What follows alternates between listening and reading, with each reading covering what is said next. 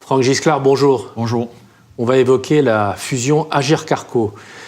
Pour commencer, est-ce que vous pouvez nous rappeler d'où vient cette fusion ? C'est le souhait permanent des partenaires sociaux de consolider, de maintenir ce système avantageux de répartition pour les salariés. Le souci, c'est celui-ci, avec ça a démarré depuis de nombreuses années, ce processus, et ça s'est consolidé à travers des accords nationaux du 30 octobre 2015, 17 novembre 2017. Voilà, tout ça s'est consolidé à travers les 2 derniers accords et se matérialise effectivement depuis le 1er janvier par la fusion dite régime unifié Agirc-Arrco. Voilà, on y est. Alors justement, au 1er janvier, comment ça s'est matérialisé, comment ça s'est traduit ? Alors ça se traduit par une simplification, ce qui est une bonne chose, puisque précédemment, il y avait des tranches, des taux de cotisation, des répartitions différentes, des niveaux de cotisation différents entre cadres et non-cadres, avec des notions de tranche A, B, C pour les cadres, des notions de tranche 1 et 2 pour les non-cadres. Mais voilà, c'était pas forcément évident de s'y retrouver, des valeurs de points d'acquisition différentes entre les deux. Là, depuis le 1er janvier, qu'on soit cadre ou non-cadre, on a la même assiette de cotisation, une tranche 1 jusqu'au plafond et une tranche 2 du plafond jusqu'à 8 plafonds. Les taux de cotisation sont les mêmes pour tout le monde sur la tranche 1 et sur la tranche 2. La répartition employeur-salarié est la même pour tout le monde, 60-40, sauf dispositions antérieures différentes. Voilà, donc ça vient simplifier le modèle, ça vient le renforcer, ça vient consolider, c'était le souhait des partenaires sociaux, et c'est une bonne chose dans tous les cas en ce sens, qu'à la fois de consolider et de simplifier. Donc voilà, tout le monde y voit plus clair et c'est très bien. On consolide, on simplifie, on y voit plus clair. Pour autant, certains font valoir qu'il y a des perdants à cette réforme, et notamment les bénéficiaires de la GMP. Alors c'est toujours compliqué de consolider sans tirer sans dégrader quelques éléments, si on peut parler de dégradation, parce que quand on sauve quelque chose, est-ce qu'on peut réellement parler de dégradation d'un paramètre ou un autre ? Mais c'est vrai que pour certains salariés, notamment les cadres, salariés cadres qui étaient sur un salaire charnière inférieur, grosso modo, pour faire simple, 44 000 € bruts par an. Ceux-là n'avaient pas un taux de cotisation suffisant pour fabriquer 120 points, et il y avait cette notion de garantie minimale de points. C'était une cotisation forfaitaire qui était appliquée, répartie employeur-salarié, et ça fournissait 120 points aux salariés en question. Bon, c'est vrai que cette garantie-là, GMP, a été supprimée. Alors pour ceux qui avaient des points GMP acquis jusqu'au 31/12/2018, ils sont maintenus, bien évidemment. On est bien dans le système, dans cet effort de consolidation du modèle. Voilà.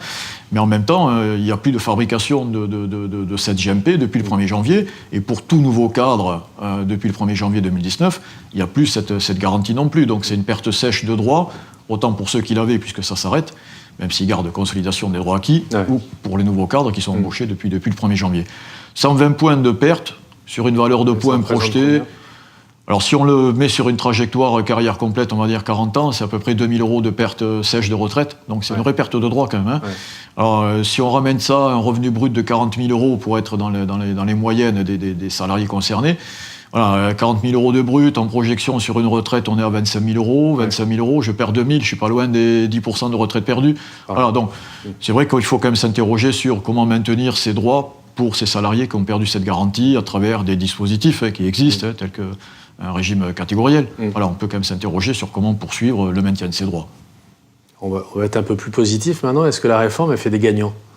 Alors, elle fait effectivement, d'une certaine façon, elle fait des gagnants, puisque les non-cadres pour lesquels la cotisation était bloquée à 3 plafonds, là, la cotisation donc, de retraite complémentaire est débloquée jusqu'à 8 plafonds, et par conséquent, ceux qui ont un revenu supérieur à 3 passes, se mettent à cotiser depuis le 1er janvier en termes de répartition et fabriquent des points. Donc c'est quand même une bonne chose pour tous ces salariés-là qui précédemment étaient mis de côté, en quelque sorte. On a beaucoup parlé du fameux malus qui fait couler beaucoup d'encre. Alors, est-ce que c'est un vrai problème, un faux intox ? On se demande un peu. Alors c'est vrai qu'on peut s'interroger sur, en tous les cas, la rentabilité déjà de cette application, mais il faut quand même remettre... Peut-être rappeler un peu en quoi il consiste. Oui, alors voilà, c'est pour ça que d'abord ce malus, le coefficient de solidarité, les fameux 10% sur 3 ans maximum, dans la limite de l'âge du taux plein. Bon, ce malus-là ne s'applique que pour les salariés qui sont au taux plein. Si je ne suis pas au taux plein au moment où je liquide ma retraite, c'est-à-dire si je n'ai pas mes trimestres, j'ai d'autres pénalités qui s'appliquent, qui sont des abattements, eux, qui sont viagers, qui ne sont pas temporaires, et dont la latitude peut aller de 1 à 22%. Voilà. Donc, est-ce que, si on vous laisse le choix entre avoir un abattement temporaire de 10% sur 3 ans, ou un abattement viager qui peut monter à 22%, Bon, voilà, c'est vrai que voilà, le choix sera vite fait, voilà, ça c'est sûr. Donc c'est vrai que on peut s'interroger sur la rentabilité de ce dispositif. Est-ce qu'il faudrait réellement le garder? D'autant plus par rapport à la future réforme des retraites universelles qui va arriver. Voilà, est-ce que vraiment c'est utile? Voilà, c'est vrai qu'on peut s'interroger là-dessus. Pour finir, cette réforme, cette fusion Agirc-Arrco, qu'est-ce qu'il faut en penser globalement? Ben, c'est la première brique, en fait, en quelque sorte, de la réforme du régime universel de demain, qui, on le rappelle, c'est le basculement d'un régime en annuité en régime en points. Là, on a quand même à grande échelle, sur 18 millions de salariés, un test à grandeur nature de pilotage d'un régime en points sur ce qui nous attend demain, sur les 42 régimes qui seront fusionnés en un seul, entre guillemets. Ouais. Voilà, donc ça nous donne une visibilité sur ce modèle de pilotage, qui, on le sait, ne travaille pas trop sur les cotisations, sur le niveau des cotisations, pour pas trop charger la compétitivité des entreprises, mais qui travaille surtout sur le coût d'acquisition du point et la valorisation du point. Ouais. Voilà. Et on sait que les modèles d'indexation sont complètement inversés, puisque le coût d'achat du point, lui, est indexé sur l'augmentation du salaire moyen, alors que la valeur du point n'est indexée que sur l'inflation, avec des dégradations, en plus sans trop rentrer dans le détail, qui avaient été mis en place par l'accord du 30 octobre 2015. Mais cette dégradation crée de toute façon une perte de droits à terme. Alors même s'ils essaient de corriger le tir là, sur les discussions actuelles, puisque la valorisation du point se baserait sur l'inflation, mais inflation qui, si elle dépasse l'évolution des salaires, serait quand même limitée à l'évolution des salaires. Dit autrement, ce modèle en point Agirc-Arrco, il est éclairant par rapport à ce qui va se passer demain, puisqu'on sait que le modèle de pilotage qui est acté par les partenaires sociaux, revu, donc corrigé, donc précis, et ça c'est une très bonne chose, on sait qu'il ne tend pas vers une valeur de point qui dépassera le coût d'achat du point.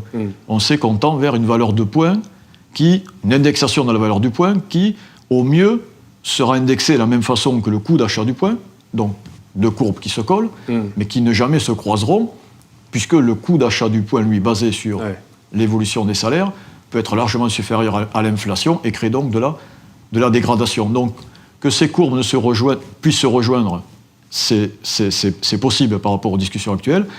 Ça ne l'était pas précédemment, mais ce qu'on sait, c'est que logiquement, la courbe qui tend au coût d'acquisition du point sera toujours supérieure à celle qui valorise le point. Et par conséquent, ça crée de la dégradation sur laquelle il faut s'interroger. Et là, c'est toujours pareil. Comment on anticipe tout ça? Comment on prévoit tout ça? Quel partage de la valeur je fais dans mon entreprise pour amortir cette dégradation au profit de mes salariés? Franck Gisclard, merci pour tous ces conseils.